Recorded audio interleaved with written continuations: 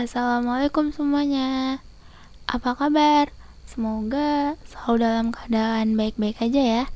Oh iya, saya Tiara Anastasia, NIM 2020-31027 dari kelas A Teknik Informatika. Dosen pengampu saya adalah Bapak Irfan Sembiring. Kali ini kita akan membahas mengenai people learning dan pemrosesan vektor. Langsung saja yang pertama yaitu pengertian serta penjelasan people learning. People line adalah kerja paralel di mana komputer mengerjakan dua atau lebih bagian dari instruksi secara bersamaan. People learning adalah teknik yang digunakan untuk merealisasi parallel processing, yaitu dengan membagi operasi ke dalam cascade atau beberapa tingkatan atau sub operasi sehingga pada satu saat ada operasi berjalan yang sekaligus. Kemudian contoh penerapan people learning. Dalam pembentukan proses people learning ada beberapa contoh yang dapat kita ambil dalam kehidupan kita sehari-hari. Antara lain pembuatan body yang prosesnya selama 10 jam, kemudian ada pengecatan lama proses 10 jam, kemudian yang ketiga ada perakitan engine lama proses 10 jam juga, dan yang terakhir ada test drive yang lama prosesnya 10 jam. Kemudian kita memasuki dalam kategori people line. People line ini diklasifikasikan menurut fungsi dan konfigurasinya. Yang pertama yang menurut fungsi ada Pipeneling Arithmetica Unit yang merupakan bagian yang berguna untuk operasi vektor. Ada people learning instruksi dalam suatu komputer non-people line. CPU bekerja melalui suatu siklus yang berkesinambung dari feeds dekode eksekusi untuk semua instruksinya.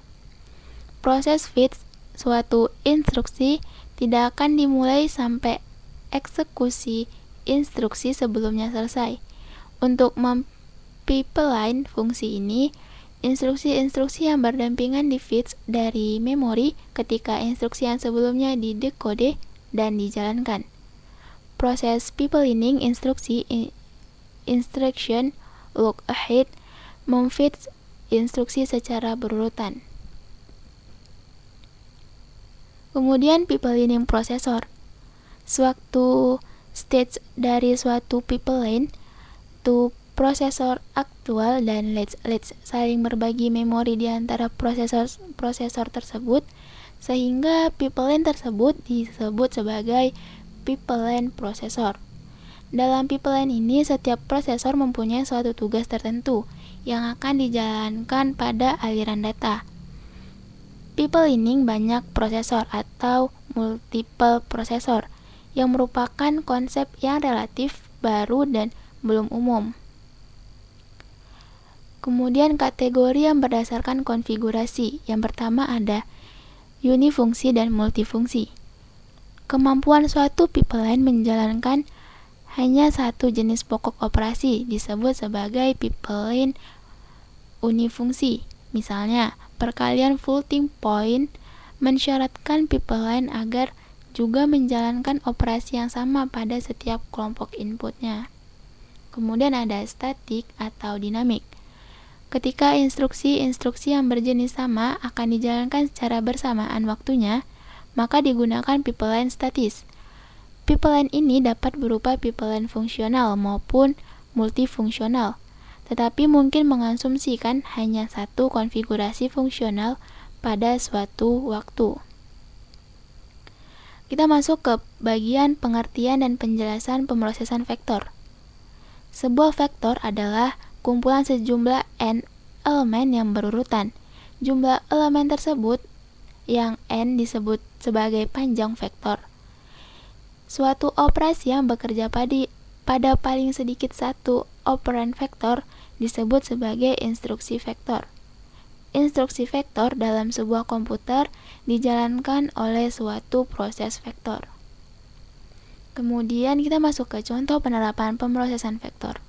Contohnya ini, anggaplah X itu mempunyai 2, 5, dan 3, dan Y itu ada 1, 6, dan 4, yang merupakan dua buah vektor. Masing-masing mempunyai panjangnya tentunya 3. Kita dapat mendefinisikan sebuah operasi vektor ADDV, ABC, di mana untuk setiap I ditambahkan elemen I dan B pada vektor E dan B, dan simpan hasil penjumlahannya dalam C pada vektor C. Karena itu pelaksanaan ADDV atau XYZ akan menghasilkan vektor Z, yaitu ada 3, 11, dan 7. Dalam contoh ini, X, Y, dan Z merupakan operan vektor untuk instruksi vektor ADDV. Kemudian perbandingan pemrosesan vektor dan pemrosesan skalar. Prosesor skalar menggambarkan kelas sangat sederhana dari prosesor komputer. Prosesor skalar memproses satu item data dalam suatu waktu. Item data khas yang menjadi integral atau bilangan titik melayang. Sebaliknya, dalam sebuah prosesor vektor, sebuah ajar sederhana beroperasi secara serentak pada item-item data yang berlipat ganda. Perbedaannya mampu disamakan selang aritmatika skalar dan vektor. Kemudian ada penjelasan Reduced Instruction Set Computer atau RISC. RISC merupakan sebuah tipe arsitektur mikroprosesor dengan utilitas yang kecil, set instruksi yang optimal, dan terkadang juga set instruksi yang biasa ditemukan pada jenis arsitektur yang lain. Elemen penting pada RISC, kita masuk ke walaupun sistem RISC telah ditentukan dan dirancang dengan berbagai cara berdasarkan komunitasnya, elemen penting yang digunakan sebagian rancangan umumnya adalah sebagai berikut. Terdapat 3. Yang pertama, ada set instruksi yang terbatas dan sederhana. Kedua, register general purpose berjumlah banyak atau penggunaan teknologi compiler untuk mengoptimalkan penggunaan register. Dan yang terakhir ada penekanan pada pengoptimalan pipeline instruksi. Kita masuk ke bagian ciri-ciri RISC. Sebenarnya ada banyak banget ciri-ciri dari RISC, tetapi di sini saya akan mengambil 3 ciri-cirinya. Yang pertama ada instruksi yang berukuran tunggal, kemudian ukuran yang umum itu sekitar 4 byte, dan jumlah pengalamatan data sedikit, biasanya kurang dari 5 buah.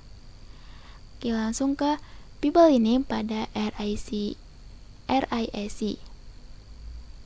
Berkaitan dengan penyederhanaan kompiler, di mana tugas pembuat kompiler untuk menghasilkan rangkaian instruksi mesin bagi semua pernyataan HLL. Instruksi mesin yang kompleks seringkali sulit digunakan karena kompiler harus menemukan kasus-kasus yang sesuai dengan konsepnya. Pengerjaan mengoptimalkan kode yang dihasilkan untuk meminimalkan ukuran kode, mengurangi hitungan eksekusi instruksi, dan meningkatkan pipelining jauh lebih mudah apabila menggunakan RISC dibanding menggunakan CISC. Kemudian pengoptimalisasi pipeline. Percabangan yang dikenal delay branch itu ada 2. Yang pertama, tidak akan ada efeknya sampai suatu eksekusi instruksi selesai. Kemudian, instruksi percabangan akhirnya mengalami delay. Nah, kemudian penjelasan pemrosesan paralel. Pemrosesan paralel adalah komputasi 2 atau lebih tugas pada waktu bersamaan dengan tujuan untuk mempersingkat waktu penyelesaian tugas-tugas tersebut dengan cara mengoptimalkan resource pada sistem komputer yang ada untuk mencapai tujuan yang sama. Kemudian ada klasifikasi pada arsitektur komputer paralel. Misal C-Line memperkenalkan suatu skema untuk mengklasifikasikan arsitektur suatu komputer dengan melihat bagaimana mesinnya menghubungkan instruksi-instruksinya ke data yang sedang diproses. Kemudian ada klasifikasi dari Shor yang membuat klasifikasi arsitektur komputer yang didasarkan pada organisasi bagian-bagian penyusun suatu komputer dan membedakannya menjadi 6 jenis mesin. Yang terakhir ada klasifikasi dari Xiam Feng pada tahun 1972 yang menyarankan pengklasifikasian arsitektur komputer atas tingkatan paralelisme mereka. Tingkatan paralelisme atau degree of parallelism ini diwakili oleh pasangan N dan M, di mana N merupakan panjang word dan M adalah panjang irisan bit. Nah, yang terakhir adalah penjelasan 4 kelas paradigma pemrosesan paralel. Yang pertama ada SISD atau Single Instruction Stream, Single Data Stream, yang merupakan suatu komputer serial konvensional di mana instruksi-instruksi dijalankan satu persatu dan sebuah instruksi tunggal berhubungan dengan paling banyak satu operasi data. Kemudian ada SIMBD, Single Instruction Stream, Multiple Data Stream. Dalam sebuah komputer SIMD, suatu instruksi tunggal mengawali sejumlah besar operasi. Kemudian yang ketiga ada MISD, yaitu Multiple Instruction Stream, Single Data Stream, di mana kelas MISD ini melaksanakan beberapa operasi instruksi secara bersamaan pada sebuah item data tunggal. Dan yang terakhir ada MIMD, Multiple Instruction Stream, Multiple Data Stream. Merupakan sebuah komputer MIMD dicirikan oleh eksekusinya lebih dari satu instruksi pada saat yang bersamaan, di mana setiap instruksi beroperasi pada beberapa aliran data. Nah, ini merupakan beberapa penjelasan mengenai pipelining dan pemrosesan vektor. Lebih dan kurang saya mohon maaf. Terima kasih telah menonton. Assalamualaikum warahmatullahi wabarakatuh. Terima kasih.